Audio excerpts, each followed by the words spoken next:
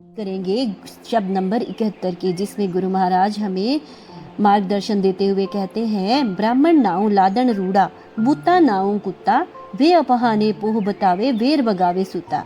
गुरु महाराज यहाँ एक तो ब्राह्मण की बात कर रहे हैं और एक मूर्ति पूजा के बारे में हमें समझा रहे हैं। यहाँ पहले बात की गुरु महाराज ने ब्राह्मण नाउ लादन रूड़ा, यानी ब्राह्मण वो व्यक्ति है जो स्वयं को विद्वान मानता है और ये मानता है कि उसको धर्म का बहुत ज्ञान है और ईश्वर के सबसे अगर नज़दीक कोई है तो वो ब्राह्मण ही है। परंतु यदि उसका व्यवहार, उसका जीवन और उसमें सेवा भाव ना हो तो वो नाम का ब्राह्मण है। गुरु महाराज तो ये कहते हैं कि व्यक्ति नाम से महान नहीं बनता बल्कि कर्मों से महान बनता है। तो अगर कोई ऐसा ब्राह्मण है जिसका जीवन सही नहीं है, उसका आचरण सही नहीं है, तो वो रूड़ा यानी बोझ है समाज के लिए। और दूसरी बात की बूता यानी पत्थर की मूर्ति, वो भी तो जड़ होती है, निष्क्रिय होती है, वह भी तो नाम की पूजनीय है परंतु कुछ नहीं कर सकती। वह न तो अपनी रक्षा कर सकती है और न ही दूसरों की। इन दोनों का संबंध ये है कि ब्राह्मण नाम मात्र का है और मूर्ति निर्जीव है।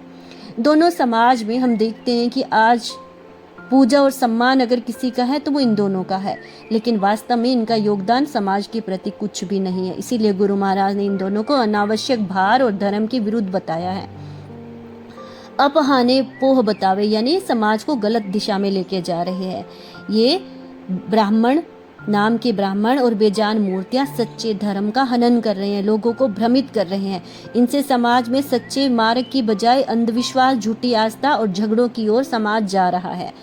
गुरुजी यहाँ हमें समझाना चाहते हैं कि जो ब्राह्मण केवल नाम का है लेकिन ज्ञान, सेवा और मार्गदर्शन नहीं देता, वह समाज के लिए बोझ है।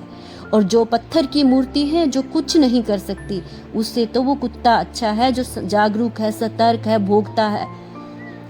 गुरु महाराज यहाँ हमें चेताते हैं कि धर्म को केवल बाहरी ये पहचान, मूर्तियां हैं या किसी व्यक्ति विशेष के आधार पर मत बांधो। सच्चा ब्राह्मण, सच्चा धर्म वही है जो समाज का भला करे, हमारे अज्ञान को दूर करे, हमें चेतना से भरे। और जो केवल नाम और दिखावे के सहारे चलता, वह न केवल खुद को बल्कि पूरी मानवता को गुमराह करता है।